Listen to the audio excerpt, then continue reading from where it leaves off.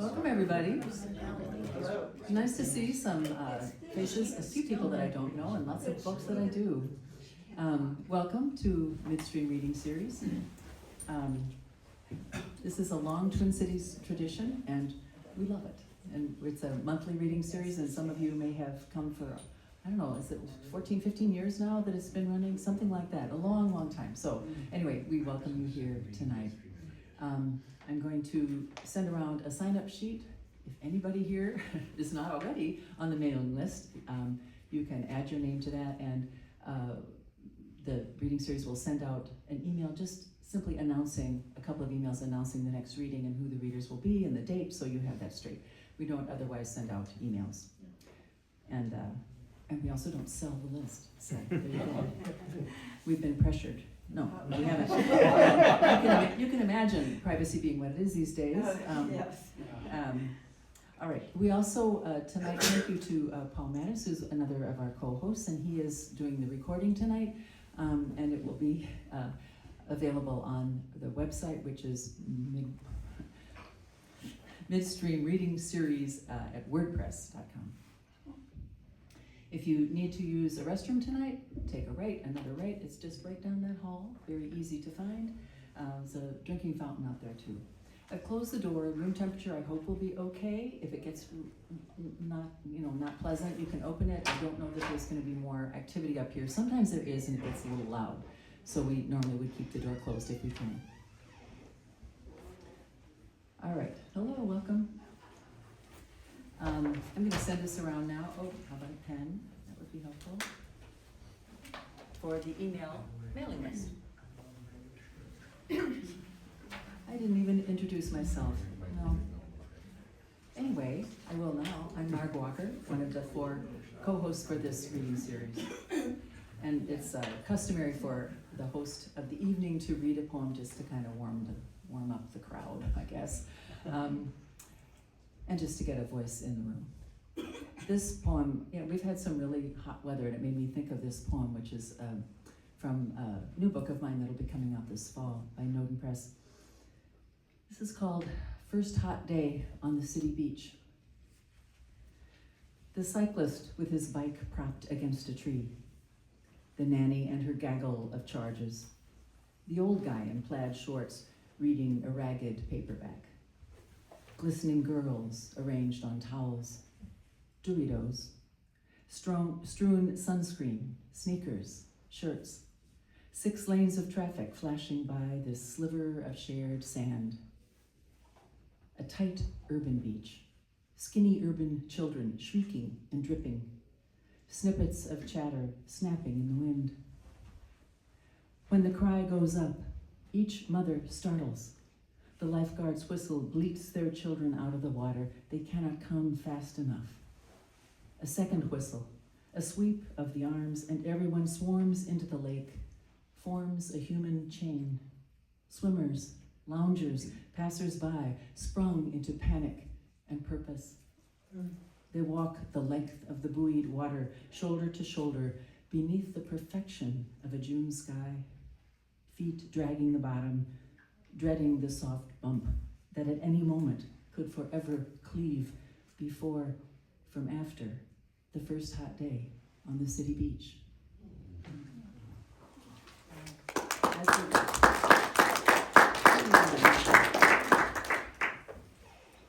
Again, a warm welcome.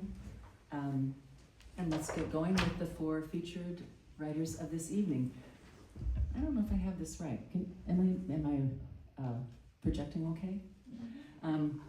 Our first reader is Lee Colin Thomas. He's a poet, communications consultant, and university instructor. He's the author of Honey in the Dark, which won the 2020 Bright Horse Prize for Poetry and was published in the fall of 2021. Lee's poems have appeared in Poet Lore, Waterstone Review, Narrative Magazine, and various other journals.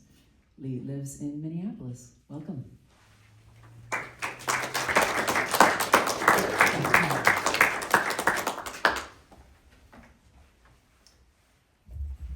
Is this okay? Just be louder. How about this? Yes. Better? Okay. Thank you. Somebody yell at me if I get it wrong. Thank you, Mark. Thanks for the invitation to be back here in the Midstream series. I'm so appreciative to the organizers who've kept this going in Dave Shov's honor. And I thought I would start with some newer things. This is called For As Long As It Can, Snow Holds a Trace. I don't know much about the body. Sometimes it feels other, like a stranger assigned to be my bunkmate at camp. The two of us left to negotiate how far to open the window, every simple decision. I went to camp a few times, once in Ely, Minnesota, which is almost Canada. We learned winter survival skills, like how to start a fire and brew pine needle tea in an old coffee can. Apparently, to survive, you must drink a lot of coffee and keep the can with you at all times. The first part seems right. We went snowshoeing and learned to spot scat. I was 11 and had a pocket camera. After lights out, I took a photo of the boy in the bunk across from mine. It turned out great, even in the dark. He's up on one elbow, smiling. Imagine a boy who smiles in the dark, the same as if it were daytime, the best day. I have that photo somewhere still. We were friends the whole weekend, but it didn't last the bus ride home. I think about that kind of happiness sometimes. A lot depends on the room you find yourself in.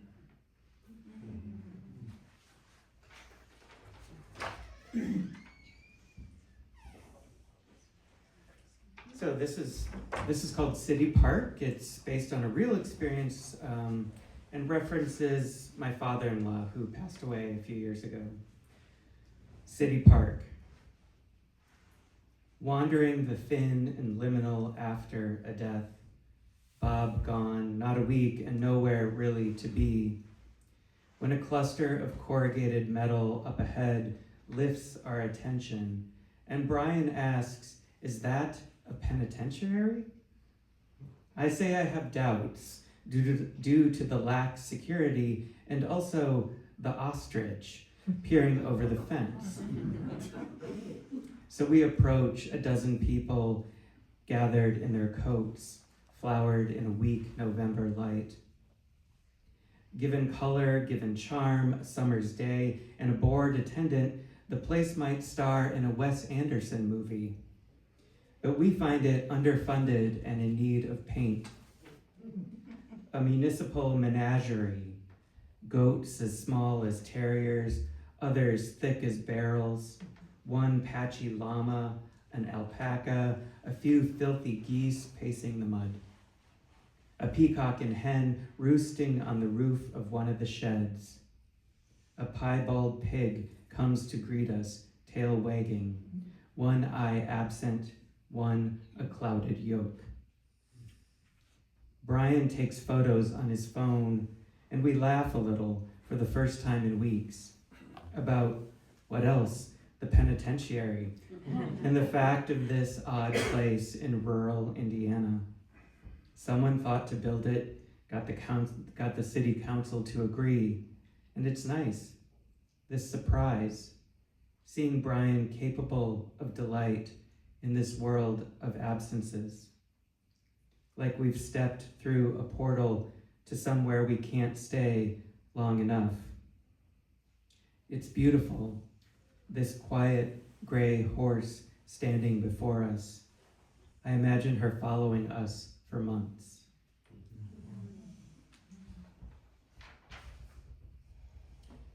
Giving up. Uncle Ed sold his house and everything in it as is so that he could walk away at nearly 90 into a new apartment and a future of his choosing, one with a decent view of the courtyard. It's often useful to consider how much can be relinquished. There was a time we lit bundles of herbs to deliver an undisturbed darkness, and trusted calamity would dissipate with a forfeit of blood. We quit believing those things. There's only room for so much, and our capacity shudders. Some people stop showing up to the job, leave the church, never to return. Men and women abandon the cities of promise and fruition, having failed to find one another. In the minutes after dusk, even green lets go of green. At least that's how it looks from the window where Ed likes to watch evening turn away from us.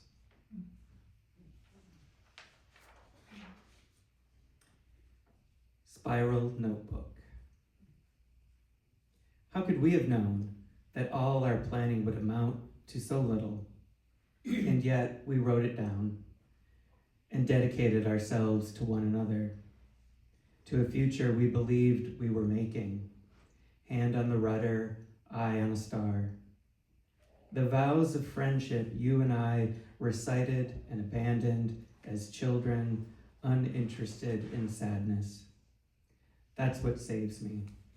Even now, being able to look it up and read how I was loved and forgotten.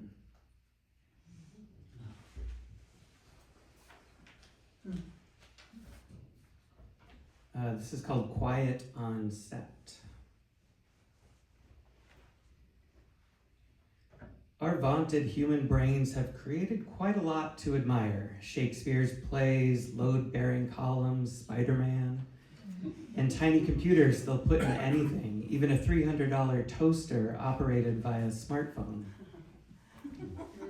I try very hard to think about such things and remember that everything can matter, but I'm impatient with the world and harbor resentment when I learn that my expensive new headphones use noise to cancel noise. A simulacrum of silence that makes my head ache. I thought by now our collective powers might return, renew, restore some of what we've lost, a kind of quiet that need not be manufactured. Probably I should go analog, appreciate the scratch and the skip.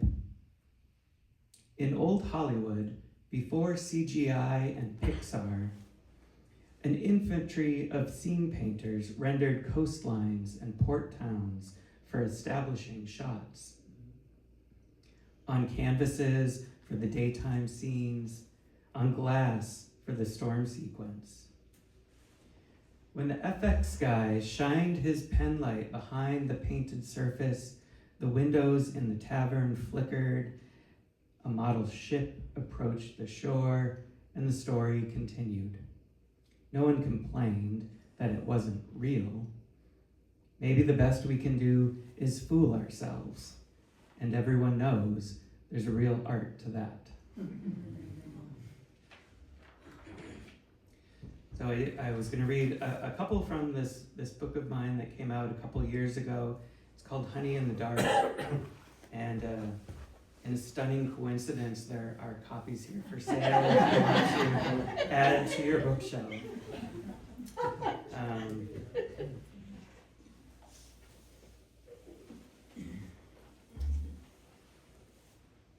Last Acre.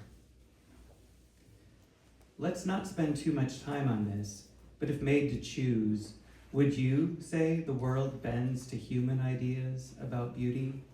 Or that we, in fact, are made beautiful by the world, its winds a shade of pink we haven't learned to see? I think about smoke, how it finds a way inside cheeses, honey, and trout. We pay extra to consume meals so permeated. Now I want to eat the sky, the trees, blisters of darkness at a backyard party going late. Usually I turn toward magic, but today it's yeast. Fermentation as proof transformation is possible. This leads naturally to the last acre of emptiness where the subdivision gives way to what it once was. An open field, simmering in the nacreous breath of a summer moon. This must be where we return on our knees to the altar that banged us into being. One pan forged of lightning, one washed cold in a river. What a noise it must have made long ago. It's not just me saying this, it's our wildness, and it wants so much to teach us who we are.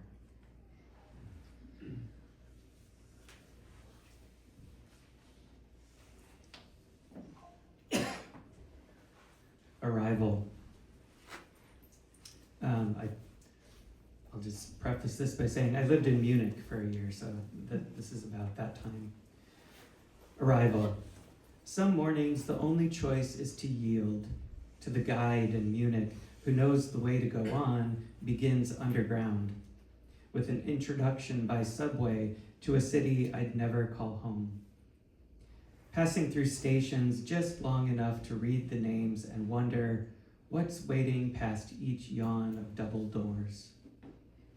I wasn't listening, but signaled I followed the others off the train, through the tunnel and its echoes, onto an escalator that rose from the station and parted the cobbles at Marienplatz, where the sun was shining on other students and tourists waiting for the glockenspiel. There's a movie where all escalators ascend, forever skyward to something like heaven. And when I felt my chin tip up, as if by the hand of some benevolent ghost, I saw flowers spilling red over windows and centuries of soot on the Gothic towers of the Rathaus. Sometimes a summer sky pushes every beautiful possible forward, right into the body and through.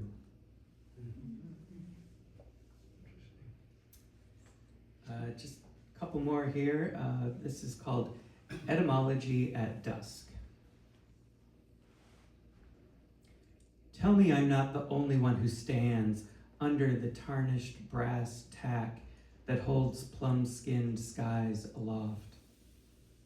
Tell me you too have listened to a shadow open like a door to some unnamed season, felt the air rush in, smelling of rain. Maybe call it the soul, maybe a wound that comes from living enough days turning toward love, enough nights toward the face of the moon.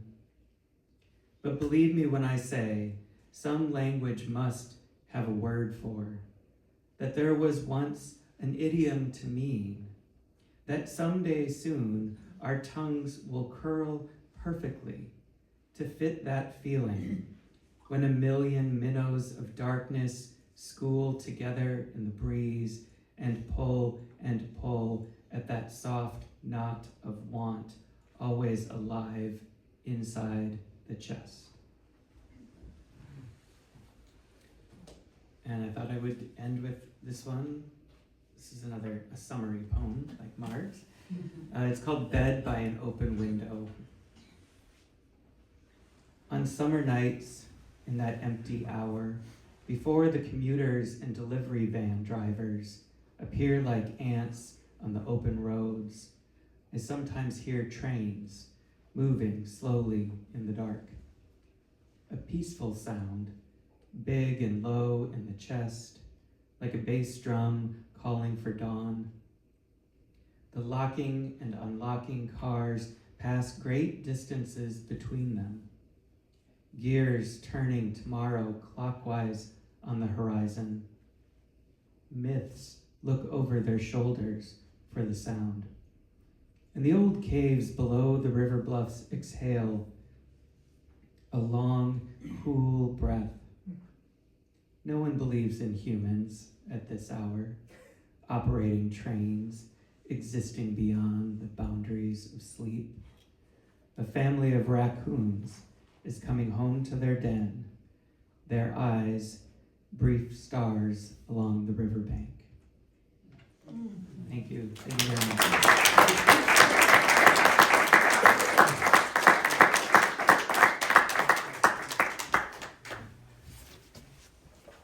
Thank you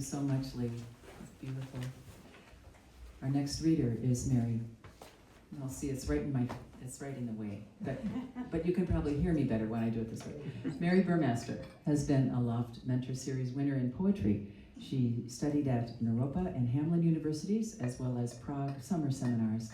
In 2023, she attended a module in the Poetics of Imagination program at Dartington Trust with the poet Alice Oswald, and maintains an online community with her friends in the UK. Her poem, All You See Is Disappearing, was recently published in Schumacher magazine. She's especially grateful to Deborah Keenan, who has helped fine-tune and bolster her poems for many years. No books, but she continues to tend to her poetry, which may someday find its way bound together as something mysteriously whole. Mary lives with her partner James in West St. Paul. Welcome.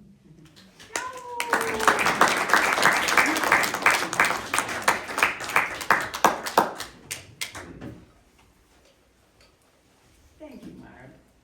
Now, it's been a million years since I've talked, but it seems to be doing okay in this microphone. Welcome. It's wonderful to be here. And I just want to start out by telling you that this morning my friend wrote me with a dream that she had about me, that I was reading in public, and the name of the book was I Am Completely Naked, comma, pardon. And I love the fact that she had a comma in her dream.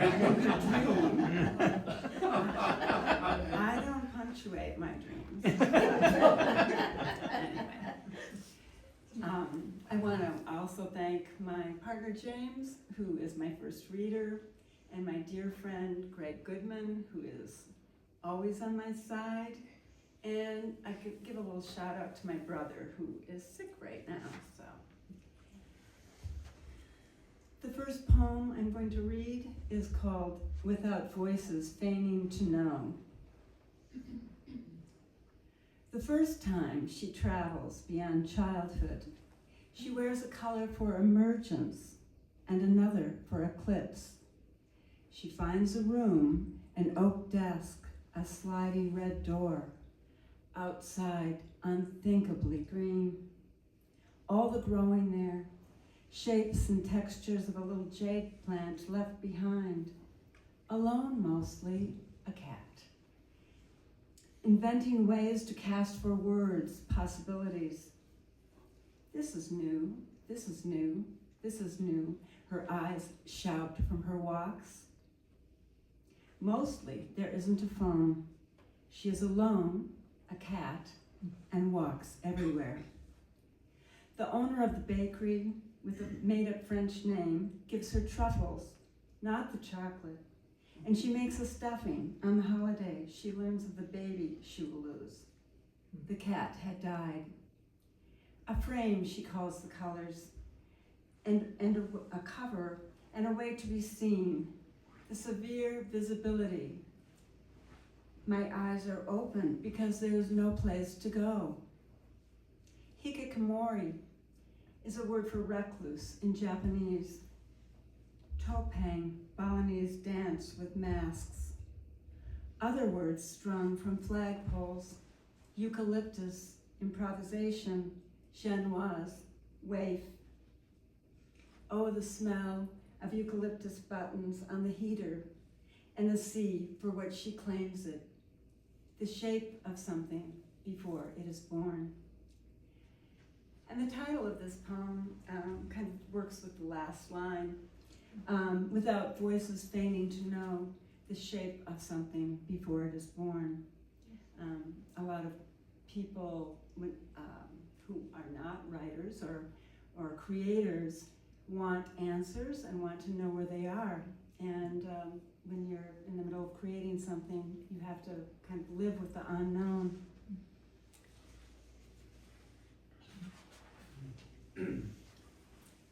Eclipse sonnets, Mona Lisa. Songs pulled from strings and creatures of air, my provenance. Leonardo tells me to imagine a bird on his left shoulder. No, look at the bird.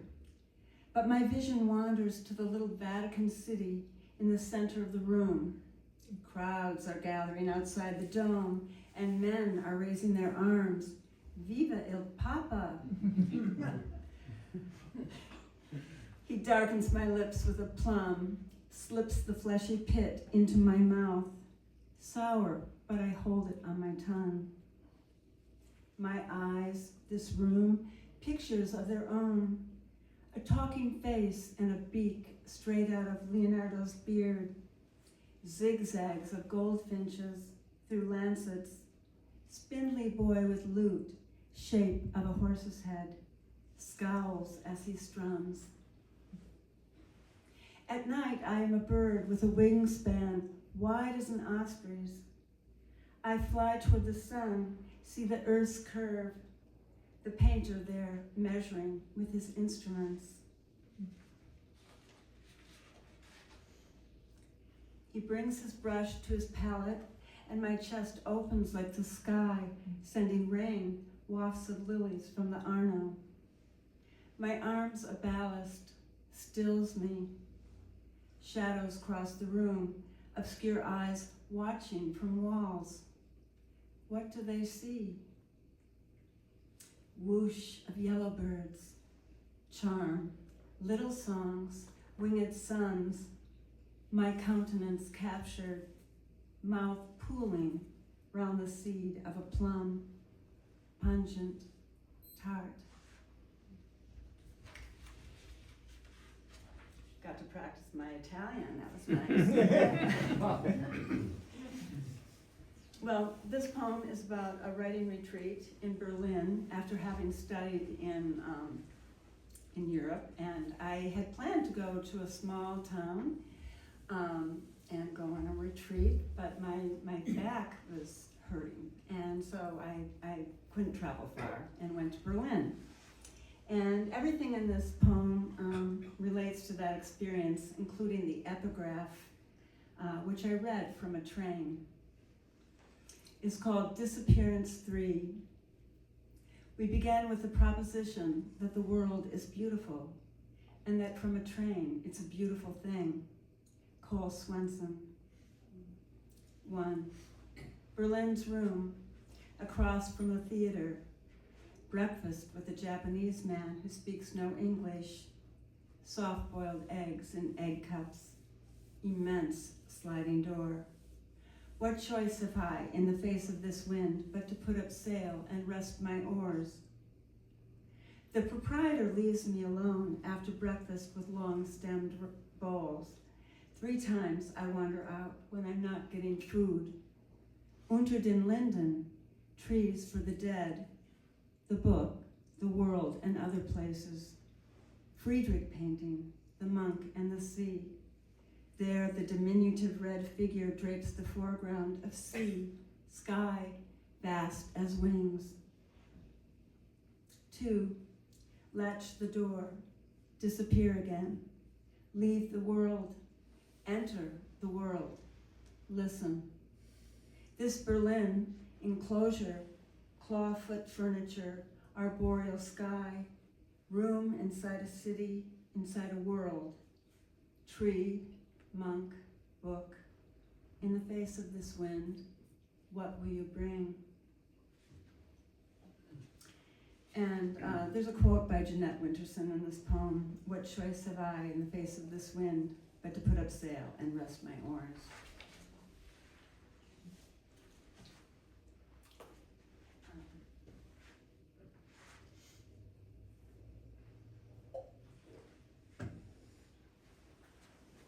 The next poem is called Utterances, and it's a composite of stories from different people.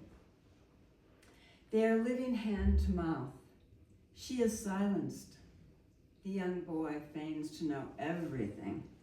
He is older, breathes himself so much bigger, knows answers to questions she hasn't even asked, covers her mouth with his hand and jokes about everything. Wretched laugh. Hyena shrill, you will always be dumber, as if to say. Too embarrassed to speak his truth, he jokes, and she lets him silence her. If she doesn't protect him, who will? After years of silence, When she finally opens her mouth, she asks him, parched, warbled, "Do you love the world? Do you love the world?" The boy who knew everything does not answer.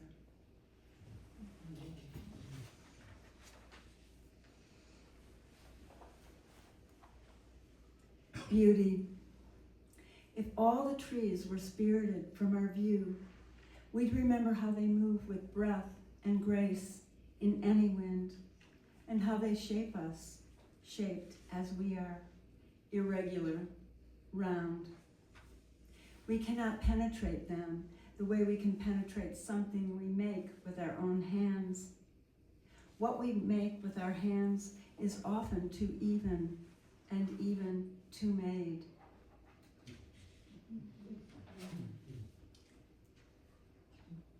And this poem is about an experience during COVID. A sick fox came to take refuge in our garden. And at the time, I was sick too. I had rashes all over my body, and I had no idea what it was. Nobody did at the time. So it was pretty scary. And this poem is for Margot Dempsey and Greg Decker. And there are 2 times that the fox speaks. And when the fox speaks, I'll just go, "Fox." Because I can't italicize it. I'm sure my friend could italicize it right in the air. My friend who had the dream. All you see is disappearing. 1. I name you sympathy. You do not emerge from a storybook to lay down magic on a flower bed. You come wounded, parched, bone cold to rest on a tuft of leaves, carcass of summer's peonies. I find you in the shade of a cypress, spine along stone, an eye for harm. You arrive at the saddest time. Dear fox, bewilderment floats in forests long before, yet here you land. I've seen your visage this year of rashes, falling hair. Your brilliance belies you. 2, you're skeptical. Fox, I am not here for your conjuring. I don't listen, see you the way I have always seen foxes. Fey tricksters, augurs, beings who brush the north sky with swells of light, teach a prince to see with his heart. I know a fox is more than a fox. 3, a girl of 14 wears a red fox fur hat, walks through cattails on frozen marshes with her father, looks for a fox, finds her finials in the snow. 4, now afraid to go near, sick, patched, manged as you, amidst this plague, what will you bring? You choose my garden for your last sleep, wanting to be good, needing goodness. I throw a blanket on you, box you in the truck, take you from your world to rescue you. Doctors try all their elixirs for your succor. 5, sympathy, Volpe, fox, do words ensnare? 6, the girl looks for an animal who feels like a talisman, fire on a winter night, forecast of fortuity.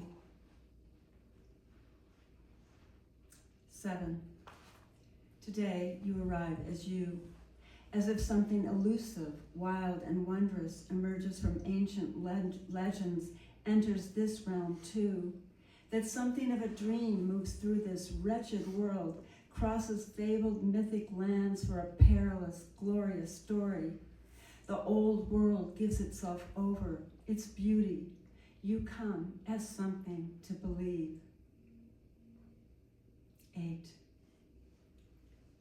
after inching iced sidewalks through the night, at long last you make your way to the garden.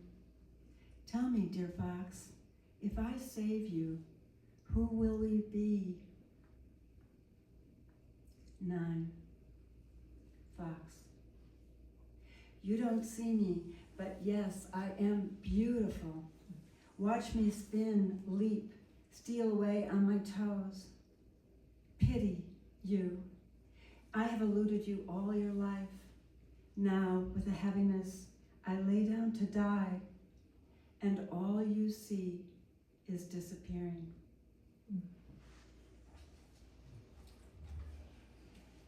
Thank you.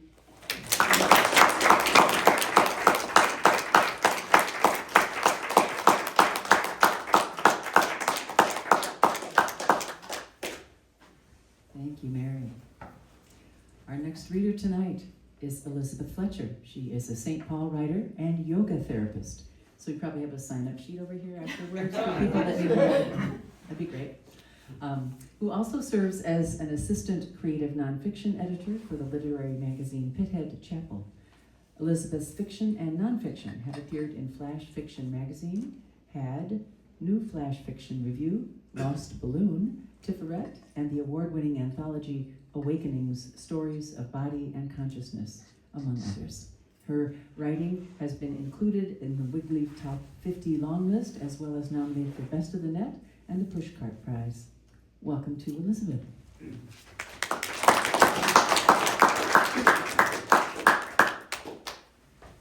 Thank you so much. Can you hear me? Okay, good. Wanted to make sure. All right. So first of all, thank you to Mark. Thank you to Midstream Reading for having me. I'm really excited to be here. I'm going to read an excerpt from a memoir that I've been working on for longer than I care to admit, but a portion of it was published in Awakenings, and I'm going to read that tonight. Heart and Soul.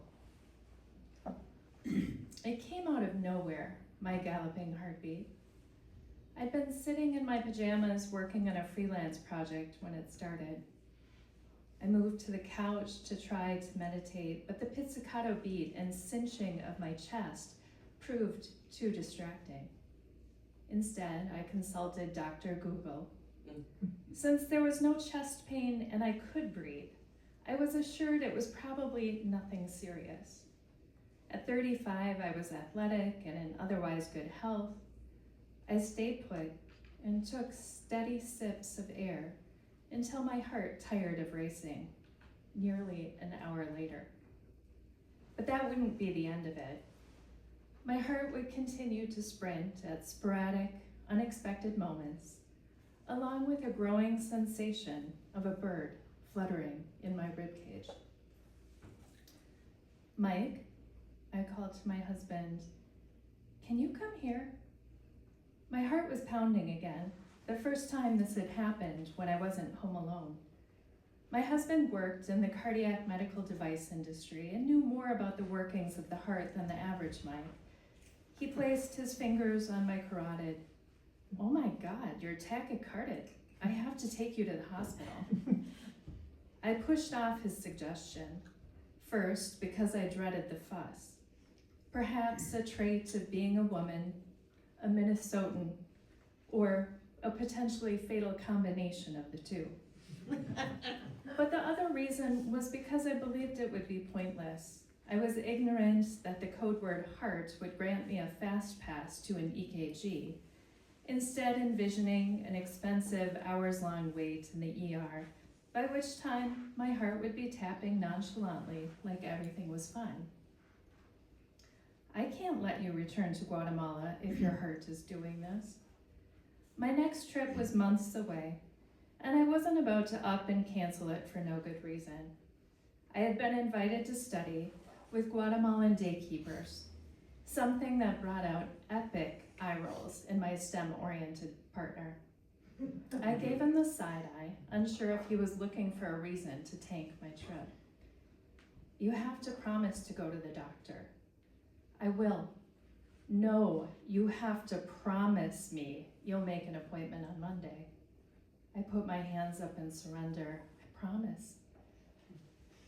The 40-something cardiologist with a 3 behind his name arrived in a crisp white shirt and onyx cufflinks to discuss the findings of the echocardiogram and Holter monitor captured weeks earlier. He spent the first 15 minutes of my consult talking about his snowy commute, Mike and I giving each other occasional WTF eyes before he finally got down to my case. My EKG had scribbled out a picture-perfect sinus rhythm, blood work, normal, with electrolytes in perfect balance. The echo showed no physical anomalies, though even I had witnessed my rogue off-tempo heart valve on screen. The 48-hour Holter monitor documented around 5,000 extra heartbeats each day, called premature ventricular contractions, the reason for the fluttering bird that now beat its wings almost constantly. But it had failed to catch the more unpredictable supraventricular tachycardia, or SVTs. The PVCs or heart flutters weren't an issue, but the SVTs could cause cardiac arrest or lead to heart failure over time. The cardiologist could not say what triggered these arrhythmias so suddenly.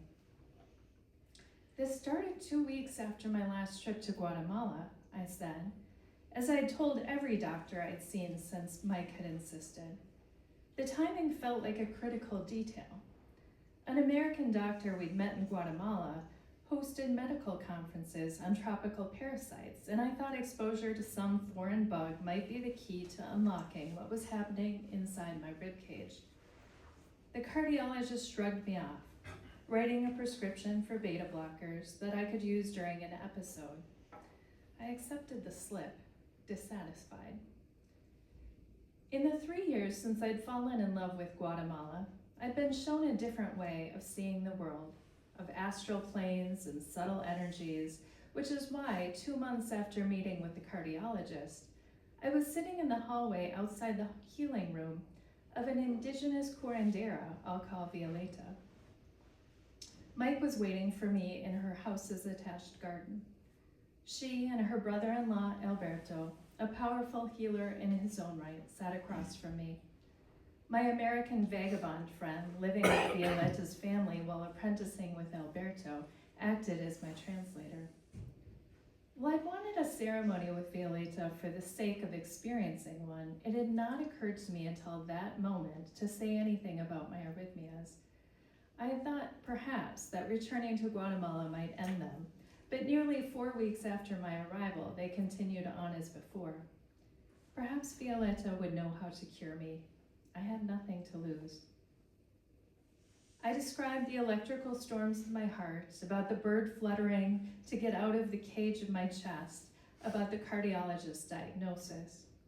Violeta and Alberto asked about my stress. I shrugged. Nothing extraordinary. Violeta spoke. During your last trip, you opened to sacred energy, but you left space for another energy that does not belong. Your body now holds 2 energies that are not compatible. They are causing problems with your heart. Violeta's words clicked as the face of a fellow traveler I'd crossed paths with the summer before flashed to mind. Drama and chaos seemed to trail around this person. Each interaction, however brief, left me off kilter and needing a few hours to metabolize what I could only describe as their sticky energy. I suddenly recalled this person talking of their own heart arrhythmias. I'd been so naively open then, so unprotected as I explored my spiritual practices that my subtle energy body, the animating life force radiating from my physical self, had picked up an energetic contagion that was wreaking havoc on my physical body. In an instant, the connection between body, mind, and spirit came into sharp focus, the lens through which I saw the world opening wider. How I'd need to strengthen my own filter rather than act as a human satellite dish picking up everyone else's energy. I stepped into the healing room, sunlight spilling through the window where Alberto would work with me first. A small shrine stood in the otherwise empty room, one white candle flickering in front of several framed images of the Virgin Mary. My friend pointed me to the center, explaining that Alberto was a midnight shaman, so named because he was occasionally called out in the night to the scene of a susto, an accident, injury, or fright that could cause a person's soul to fragment and provoke illness. He could retrieve a sick person's lost vital energy and return them to health. Supine on the white tile, its coolness seeped through my shirt. Alberto gathered a glass of water, a short knotted rope. I closed my eyes as he splashed water on the floor around me. He spoke in Spanish, then Sutuhil, his velvety voice hardening. My eyes jolted open by a sudden crack next to my body. My friend put his hand on my arm and encouraged me to relax. I trusted I would not be harmed, so I closed my eyes once again, sensing Alberto circling my body. The gusts of his movements washing over my skin, the violent cracks of his whip building to a climax, followed by a span of silken silence. Alberto and my friend blew a powerful breath over my crown, then my heart, then my hips, knees, feet, shoulders, and hands, the coarse fibers returning my soul back to me. Alberto placed the whip in my hands, the coarse fibers tickling my skin. Distant birdsong filled my ears. For the moment, the bird in my chest stilled. Alberto and my friend slipped out when Violeta entered. She instructed me to remove my shirt and bra. A small bundle was attached to her index and middle finger that presumably contained healing herbs. Maternal and tender, she ran the bundle in long fluid motions from my navel to fingertips. I had nothing else in my adult experience to compare to the deep sense of safety, to her soft strength. She ended the healing by saying, "It has been a pleasure. Your energy is light and clear." I felt light and clear as I dressed. A million things I wanted to ask and say as Violeta waited with me, but my fledgling Spanish held my tongue captive. When we appeared in the garden, Mike shot me a look, eyebrows raised. Translation: "I can't believe you left me with these crazies." Together, we walked to the ferry docks as I told him what happened. "I think they're quacks," Mike said. "I know that's what you think. There's no magic." But there is. I smiled and squeezed his hand, knowing we'd never agree, neither of us aware that the bird in my chest had permanently taken flight.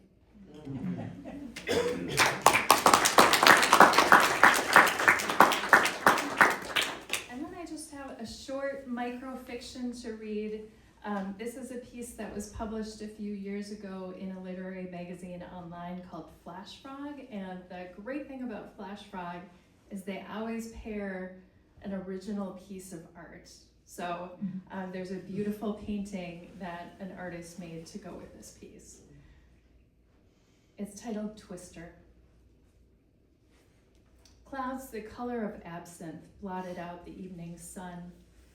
The air electric with thunderstorms yet to arrive. Marco stopped near the crabapple tree, the confetti of its spent blossoms littering the ruts where his daddy's truck used to sit. The green Ford had disappeared weeks ago, along with his daddy, with no signs of return this time. His little sister, unaware of Marco's eyes on her, twirled in the clearing, arms out, though she would have spun all the same knowing she had an audience. As she gained momentum, Millie's dirt-smudged dress seemed to buoy her, revealing her scraped-up knees. Her always tangled fine hair gained altitude, making her look wild.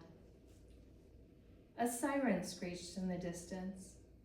Millie kept spinning, faster now, gathering in danger and freedom, a shimmery promise, her palms rotating up and down, fluttering invisible wings, as though she might get lift and fly off in the darkening sky. Always generating her own heat, her own light. Marco marveled. wishing some of her shine would spin his way. Millie, lithe as a willow, toppled over in the grass, laughing, tipsy, her chest heaving, then slowing to the imperceptible grind of the earth. Heat lightning sparked the air, and branches swayed violently over his little sister on the ground. How small she seemed, how fragile. Their mother blew out of the house, hollering at Marco, the storm in her voice snapping him to. A twister had touched down. Millie lay static in the grass, seemingly lifeless. A deep rumble rippled through Marco, a sound like his daddy's truck with fury never far behind. Marco bolted toward Millie, arms outstretched, and shouted her name, the sound of it swallowed by the night. She turned to him as if in slow motion, her smile beatific. He ran, time and space jumbled, her body just beyond his reach. So light, she levitated.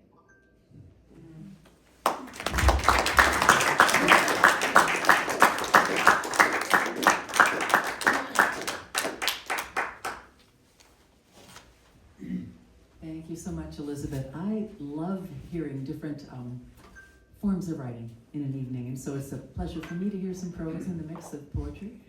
Before we get to our last reader, we want to thank Unity Church Unitarian for providing this lovely space, free of charge for us. So it being a church, I will pass around a little basket. And if you have a few bucks you'd like to toss in, that would be helpful to defray their expenses and show our appreciation.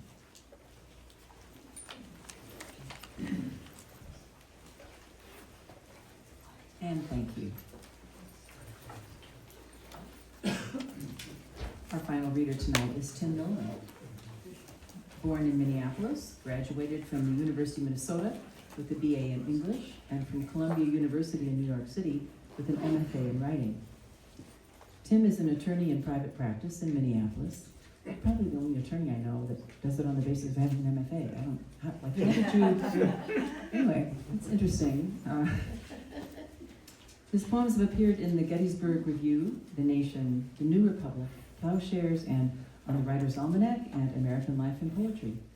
3 of his 5 collections, The Sound of It, And Then, and The Field, have been published by New Rivers Press, and the 4th and 5th books, Lines and Things I Didn't Know I Loved, are from Noden Press. And some of these books are over here for your browsing pleasure afterwards.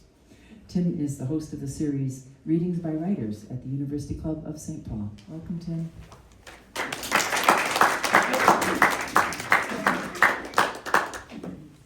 Thanks, Mark. Wow, I didn't realize there were so many people here. Great crowd. Couple things have happened this week. One of them you probably all noticed was just a week ago, the trees were first budding out, and there's that very light green before the leaves fully come out. And now the leaves are all here. And then the other thing that happened just today is I am all of a sudden older than the Pope. What the hell is that about? I'm like 10 months older than the Pope. I feel like I haven't done anything with my life. Elizabeth's reading from her memoir reminded me of this poem. It's called Doctor. My heart doctor has a bunch of statistics about how many kids from private schools in Minnesota make it into Harvard. And I'm quite mildly interested. But what does any of this have to do with my heart? My heart does not care at all about entrance exams. My heart wants that smoke you owe me. My heart is more interested in my soul, which really doesn't give a shit about any of this. I can't say any of this to the heart doctor who stares into the black and white scans and sees predictions and likelihoods. There are possibilities that translate into nothing. Turns out, I know a great deal about nothing. Turns out, it's my area of expertise. And then while Lee was reading, I was getting a buzzing on my phone, and this message came up, which now I have to find it. Well, I'll find it. Let me explain the cover. This book, Things I Didn't Know I Loved, references a book and a poem by Nazim Hikmet, which I often, when I'm writing, I will read poems that I like and by poets I admire. And it's almost like it kind of primes the pump a little bit. Yeah. And that poem, Things I Didn't Know I Loved, I just copied it, but with my own stuff. And I recommend that too. But the cover is, in my neighborhood, the Boulevard Twins, 54th and Nicollet. It was an entertainment complex from the 20s. So it was a movie theater, bowling alley, and restaurant with a reception area on the second floor. And everyone who was married in South Minneapolis between 1925 and 1985 had their picture taken on the stairs, including my parents. So this is my parents' wedding album. I looked through these black and white photographs so many times. The pages are dog-eared, cracked, worn over. I wanted to know where I came from. So here's Mother with her black lips and her waved hair, smiling with her mouth closed. She was always shy about her teeth. And Father, with his rimless wire glasses, looks very scholarly. He was very scholarly. But he also seems wary, as if someone might be trying to pull something over on him. And there is my father, his new father-in-law, the best man, an uncle, all of them standing backstage, all of them looking at their watches because the wedding photographer told them to do that. They seem to be synchronizing their watches for some military assault. And now my parents are standing there on that grand staircase at the Boulevard Twins on Lyndale.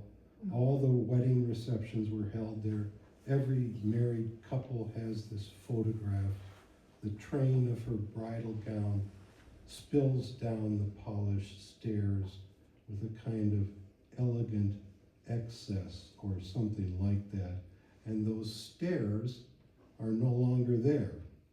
I mean, in present life, they are gone, just as my parents and everyone in these photographs are not anywhere I know, just as I was somewhere else. Must have been why I looked so often at this album, just to wonder where. I have the good fortune to have old friends from when I was in second grade, and we still get together. I don't know why this poem is called This. It makes no sense, but that's the title. This. Had lunch with guys I've known for 60 years. Dan, Phil, Peter. We've known each other so long we don't have to say anything, except everything we say leads to uncontrollable laughter. All those old nuns in our background, the way they tried to control us, but we were boys, pissed off, tacks on her chair. I don't get it, sister. I don't know what you mean, because she had a wart on her nose. We were mean and hilarious. We still are. We love each other. We even say so as we walk away to each of our cars. Now I have to find that poem. Let's see. Guess I don't know this, the order of things here very well. Oh, here it is.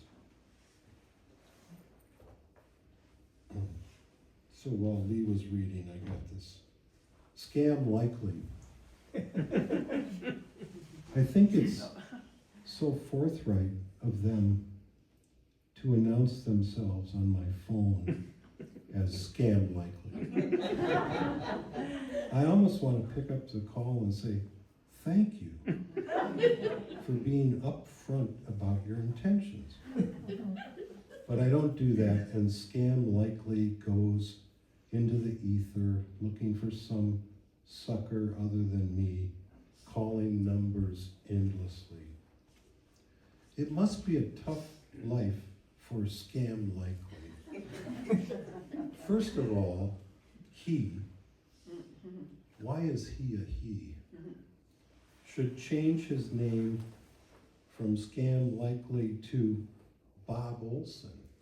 I would probably answer a call from Bob Olson, figuring he might be some insurance agent or some death benefit cremation society guy I could put off. And yet, scam likely. He is what he is. He has to be himself. He's from a long line of likelies. His father was a scam. His father, too. I don't know if you've ever, I'm amazed by our, cell phones and our smartphones and what they do. This is called Aramaic Galilean accent. I can pull my phone out of my pocket, punch a few keys with my thumb, and listen and watch as a serious man speaks the Lord's Prayer in Aramaic with a Galilean accent, which is the way Jesus spoke. And they say that the Galilean accent was harsh, and anyone in Jerusalem would know the speaker was Galilean from the wild north, a hick, a nobody. Some things never change. Although I think in the distant, dark future, who could ever believe you might listen to a ghost speak in his own voice and accent, his own words, and that you could rewind to listen again.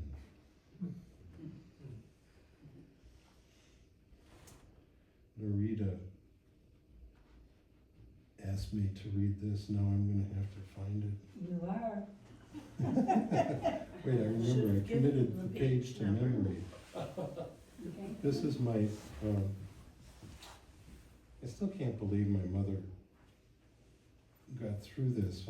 I have a older brother and an older sister, and my parents had the RH factor, which was a real problem in the 50s because they couldn't do anything about it. And it didn't affect my sister, who was the oldest, And it affected my brother. He had a partial blood transfusion. And then I had a full blood transfusion at birth. And then my mother had 4 full-term pregnancies. And the babies died, you know, at birth or shortly after. I don't know how she survived that. My mother's babies, they did belong to her mostly. Each one of those full-term girls who died, each one a younger sister to me. And we would have been 7 kids, a normal Irish Catholic family at the time. Rather, we were a small, quiet family with 4 girl ghosts who would have made me an older brother. And now I'm not anyone's older brother. Margaret, Mary, Mary, Jane, and Mary Frances. It seems I can't think too much or imagine them too much. They are funny, beautiful, as our daughters. They love me, but I drive them nuts. I protect them from jerks I know. These girls, they live in the land of otherwise. They are open-ended possibilities and wise. They are so wise. They seem to know everything. They finish my sentences. They laugh at me. They smile with the most beautiful smiles because they know everything. And they worry for me because they know I know almost nothing.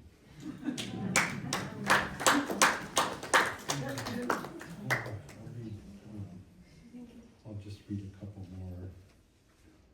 Morton man dies in ATV crash in Renville County. First of all, it's not me. I would never be on an ATV. Plus, I'm not a Morton man. I have no idea where Morton is. Moreover, I'm pretty sure I've never been to Renville County, wherever that is. But even if I had, I wouldn't ever be on an ATV. What a silly way to die. I mean, he died in an ATV accident. Might as well say he was a total douchebag or something worse. I can't say, but it's really not at all good. And it shouldn't matter how you die, heart, cancer, some total stroke or some autoimmune thing, but you should try not to be that Morton man on an ATV flying off the narrow path into the trees in the deepest part of the woods. Oh, I wanted to read, I'll read 2 more.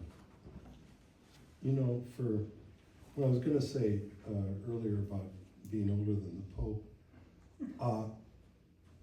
95% of the people in this room are older than the Pope. but we're all, we all share certain histories. And I've come to believe that assassination of JFK in 1963 really screwed things up for all of us who were aware of what was going on. Anyway, this is called Kennedy, 1963. That was when it all began. The dread. I suppose this won't work out. The obvious fix was in for anything that might remotely inspire us. So we became cynical. I should say I became cynical at 9 years old. It was that Sunday morning when Oswald was shot in the gut on the TV screen. How many times did he flinch that day as the old-fashioned hat of Jack Ruby and his snub-nosed pistol moved in. I remember how his face was only pain, so much pain in his face. It became ours. In those few days, we came to believe Oswald did it, probably alone, probably just because. We always make people crazy. We are very good at that. Well, that's not a good one to end on.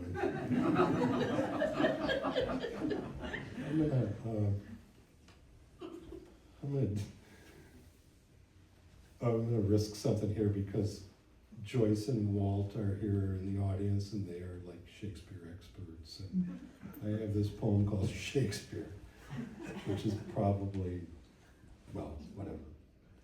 I kind of think that George Bernard Shaw was right in his criticism of Shakespeare on some level. I kind of like that. It's like take down the idol. Anyway, Shakespeare. He was a poor philosopher, an abrupt battle coordinator. He cribbed old plots, set everything in some imagined Italy, then made bouquets of flowers, flowers made of sounds. They banked the country lanes. He dropped the mechanics and day laborers in at odd intervals to set off the royals, to put them in some perspective. He joyfully accepted our variety and let the least of his characters speak as a poet in this new English. He must have been a great actor, unacknowledged, knowing how each player would sound as Hamlet or Macbeth if they trusted his words. They would arrive like Caliban, sucked along by the Gulf Stream, washed ashore at the mouth of the Thames. Thank you.